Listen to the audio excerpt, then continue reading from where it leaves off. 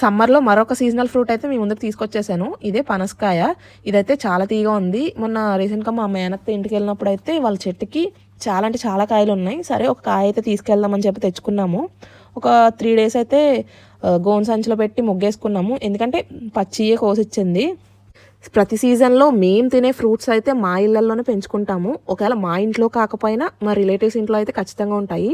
So ఈ seasonal fruit పనసకాయ కూడా అలాగే మా మేనత్త ఇంట్లో ఉంది.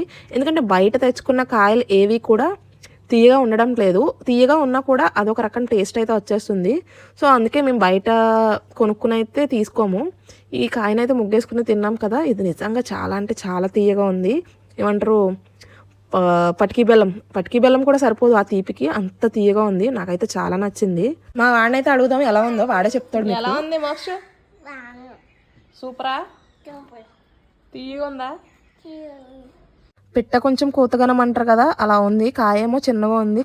దాంట్లో తొనలు చూసారా ఎన్ని ఉన్నాయో. పనస తొనలు తిన్నారా లేదా? తినకపోతే తినండి, ఇంకా లేట్ ఎందుకు. మరిన్ని అప్డేట్స్ కోసం సబ్స్క్రైబ్ చేసుకోండి.